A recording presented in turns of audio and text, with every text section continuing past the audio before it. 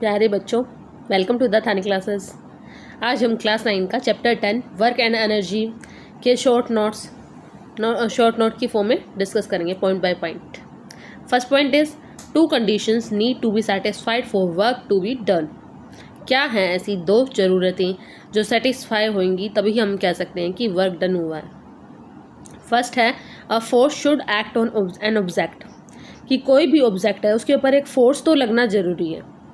Second is the object must be displaced, कि उसमें कुछ ना कुछ मूवमेंट होनी चाहिए, उसमें कुछ तो भी हम ये दोनों कंडीशन सेटिस्फाई होंगी तब हम उसको बोल सकते हैं work to be done. Define work to be equal to the product of force and displacement. हम इसका न्यूमेरिकल फॉर्मूला कर सकते हैं W is equal to F into S. Work done is magnitude of force multiplied by distance.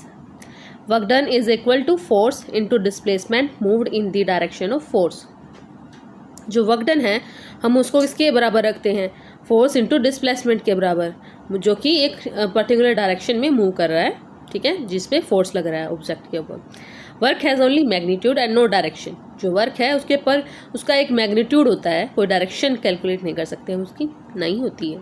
Unit of work क्या होती है? Unit, ऐसा unit इसकी न्यूटन मीटर होती है या जूल बोल सकते हैं।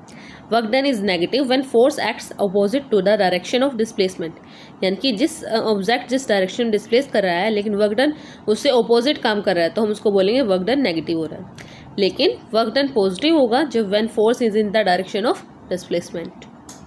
सन क्या है?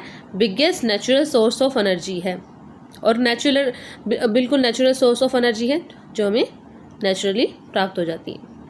13th point is that the energy possessed by an object is measured in terms of its capacity of doing work। यानी कि किसी ऑब्जेक्ट के पास कितनी एनर्जी है ये हम कैसे मेज़र कर सकते हैं कि उसकी जो कैपेसिटी है, जो उस काम को करने की क्षमता को ही उसको एनर्जी के नाम दिया जाता है, ठीक है। इसकी यूनिट क्या है? ऐसा यूनिट सेम है as work, that is joule.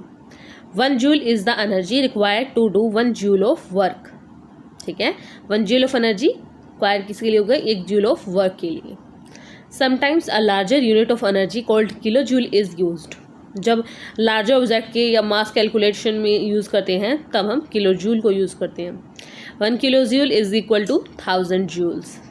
Energy in various forms. Mechanical energy में कौन सी एनर्जी आती है? Potential energy plus kinetic energy.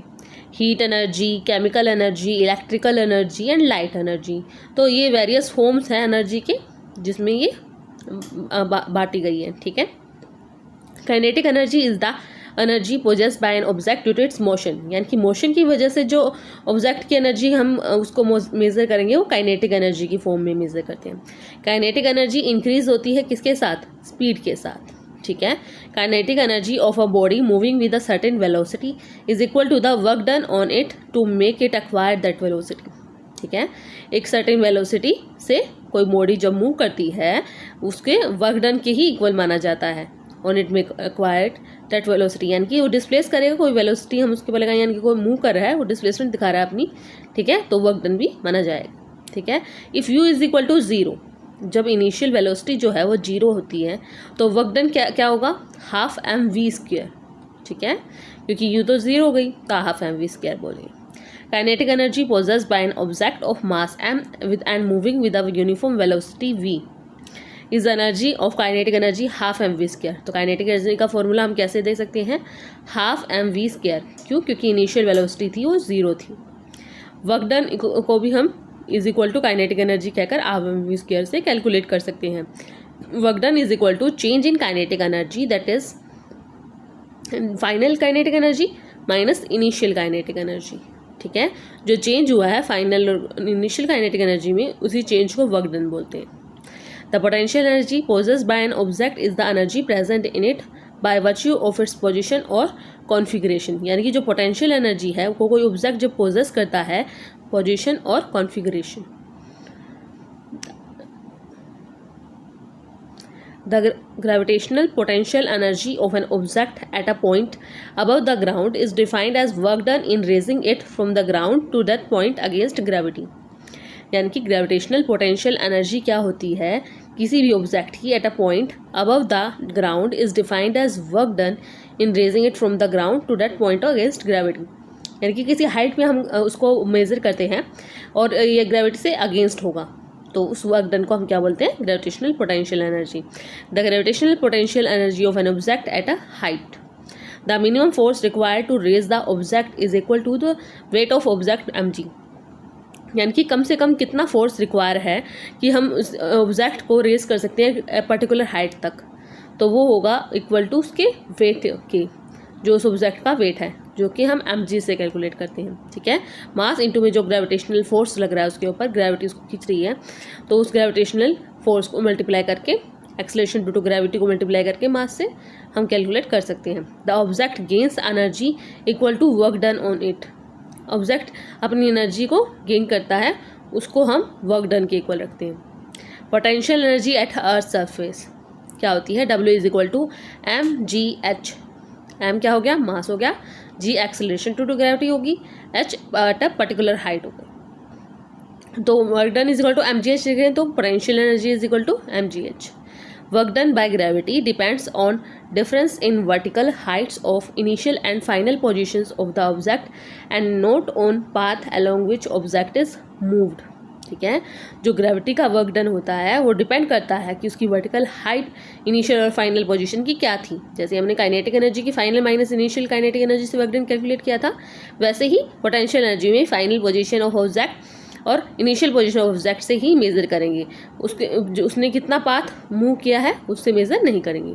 Law of conservation of energy says that energy can only be converted from one form to another. It can neither be created nor be destroyed. ना तो इसको create किया जा सकता है और ना ही इसको डिस्ट्रॉय किया जा सकता है, ये एक फॉर्म से दूसरी फॉर्म में कन्वर्ट हो जाती है। Total energy before and after the transformation remains the same. जो टोटल एनर्जी है पहले और बाद में वो ट्रांसफॉर्मेशन में सेम ही रहती है। This law is valid in all situations and for all kinds of transformations.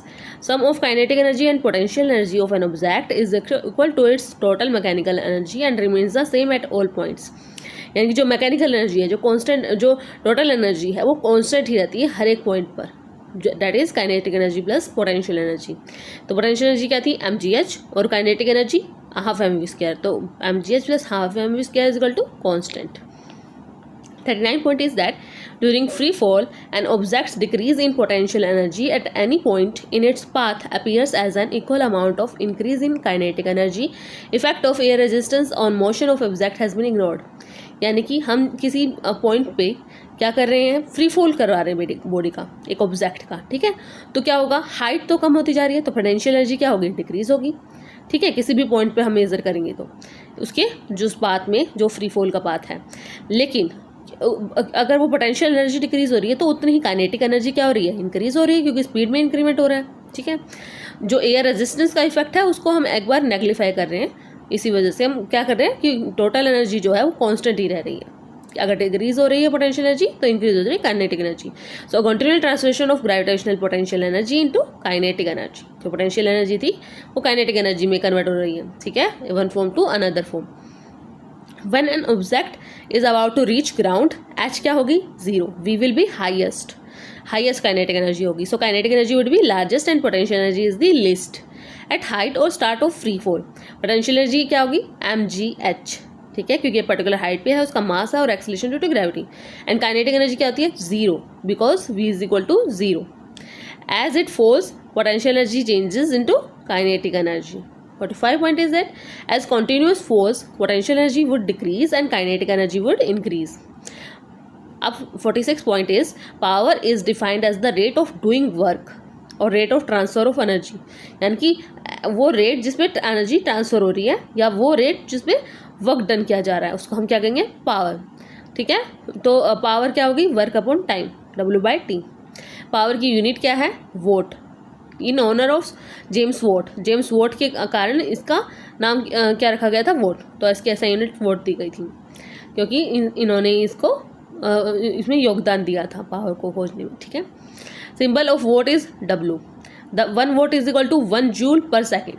ठीक है, वर्क यूनिट जूल हो गई, टाइम की second, 1 joule per second. Larger rates of energy transfer in kilowatts.